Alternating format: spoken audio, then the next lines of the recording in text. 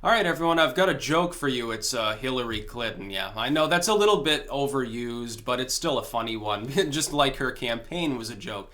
But we have to look at Hillary Clinton in light of her new, most total, pinnacle, absolute capstone of stupidity. You see, for the last year, she's spent her time blaming everyone under the sun for losing. The irredeemable bigots.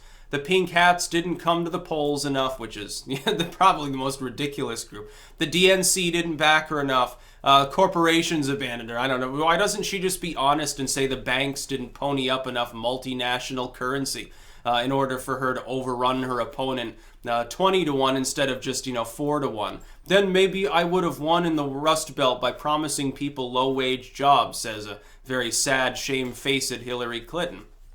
But now, even the New York Times, again, archive link in the description. I'm going to archive it, but it is very funny because this is New York Times, okay.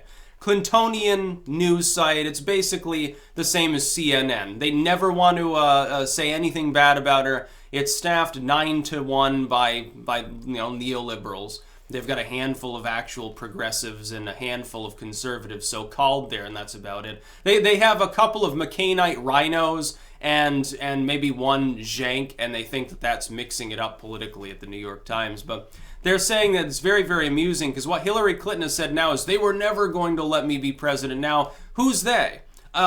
Speculation is she's referring to sort of the good old boys club of politics, patriarchy. They don't want me to break the glass ceiling. Like, it's hard for you. You're a multi-millionaire with multi-billionaire friends. You don't speak for the average woman. That's like saying Al Sharpton speaks for the average dweller of Compton, or that David Duke is the average, workaday white working class drone. It's just not the way that it works. So she's saying, they were never going to let me be president. Who? Again, chauvinistic people. She likes to blame them. The media, in fact. She doesn't actually have a good relationship with the media, except that she uses money to control them. The thing is, she had MSNBC and CNN taking marching orders directly from her campaign during the last election. They were 100% on board. Everybody there endorsed her completely. It was apparently an unspoken rule. You don't say anything fucking bad about Clinton. Don't use certain terms like outdated or shrill to describe her, even if she's outdated and shrill. She was handled with kid gloves. And yet she thinks that peddling some weird conspiracy theory about collusion to deny her the presidency is what's responsible. No, what's actually responsible are two things. The American public that voted against her, and Clinton herself running a shitty campaign. Look, she didn't, and the New York Times article even points this out. This is from the corporate media. They're pro-Clinton, and even they have to say, well, she really crossed the Rubicon on this one. She's just fucking nuts. She didn't campaign hard. She took random breaks for no reason, like that time that she, in North Carolina, she failed to show up at that one meeting. If she had shown up for just that one single meetup, she might have won. It was close enough in North Carolina that may have tipped the balance. If she had just gone to Wisconsin 2 or 3 times, she probably would have won the state. If she had showed up a couple extra times in Michigan, she probably would have gotten Michigan. With only a very small amount of additional effort and a little bit more pep in her step, she absolutely could have won the presidency. It only would have required flipping 2 fucking states.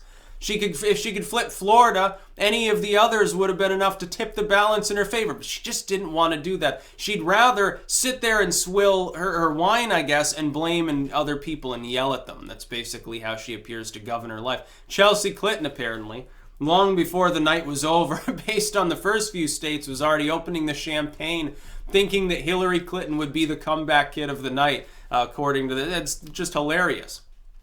Apparently, some of the journalists involved with covering her campaign called it the death march to victory because of how she obviously didn't really want to be there. And this is the Mitt Romney effect. That was the same thing. Last few months of the campaign, you could tell Mitt Romney just wasn't in it. He just didn't care anymore. That's one reason why he lost. He didn't have any energy left. He's like, oh, yeah, I might win, but I mean, this is just grueling and it's fucked up. Trump didn't have that problem. No, Trump is, he's an old man. He's 70. He's not exactly a spring chicken. He's not in great physical health. He's in about average physical health for a 70-year-old, maybe a little bit better. But yeah, he looks like he's absolutely stellar compared to Hillary Clinton is like collapsing into her van. and she's taking random breaks, and she just wants to go to fundraisers. You know, Trump is doing 2 or 3 times as many appearances as she is. That's why he won. And he pretended at least to care about small town America, which is something that no Democrat has done in some time. I'm sure that didn't hurt in Michigan and Pennsylvania. Now, proof will be in the pudding, I guess, if more middle-class jobs come back there. But Hillary Clinton has decided she blames deplorables, pink hats that didn't show up, media wasn't aboard, which is a total lie. All of those are lies. She's blamed younger voters didn't show up in large enough numbers. Well, that's a total lie. In California, trust me, they did. Every group that she has blamed has been blameless other than 2. Hillary Clinton herself and maybe the upper tiers of her campaign that didn't force her to do better. Like I think that what happened in some cases, that and the American voters, the other group, I think one part of what happened is that people who would have reprimanded her said, hey, you're making a mistake here. This thing that you said, you need to apologize for. That thing shouldn't be said in the future. You need to go to this rally. You know, you shouldn't, bypass it and cancel your event. People that otherwise would have done that were terrified of her. I think they were honestly terrified about getting the Clinton treatment, which is she will shriek in your face, run you down, make you feel like a subhuman, and then maybe you'll still have your job, but you'll never get another job in politics again. That's basically, apparently, how the Clintons have run things. Bubba Bill, he doesn't do that to the female staffers, of course. He has a different way of punishing them, so to speak. It certainly involves some handcuffs, or so I've heard. But Hillary Clinton, she just didn't do a good job as a campaigner. That's why early on, went around South Carolina, it was clear that Trump was probably going to be the one she was running against. And all along, no votes had come in. I already said Hillary Clinton's got a 90% chance. The chance that the DNC would ever allow Bernie Sanders to get the nomination is low. It's slim to nothing. Part of that was based on the feeling of, the Clintons are basically gangsters. They'll just if it looks like he's going to win, they'll stab him in the back. They'll do something to make sure that he doesn't get the nomination. She's been coronated, or just shy of coronated. It would take an enormous effort by Sanders and his people to actually be nominated. I think I don't think it would have changed the election results other than Sanders would have done a little bit better. I think he would have done better because he actually would have been receptive to people telling him that he had made a mistake, but I think Trump just would have adopted a different strategy slightly and ultimately overwhelmed him anyway.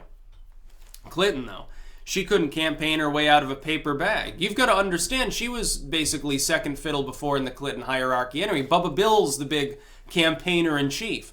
Very, very smooth talking, likes being up on stage, energetic. At the time, of course, he was on the younger side for president. I think he was slightly younger than Obama was when he was elected. Yeah, and he was a young dude in his first term. He wasn't old at all. He was just prematurely gray from all this pot that he didn't smoke, supposedly. And a ladies' man, very charming and suave. You might say that that's rapacious, but he came off that way in public, at least. That's Bill.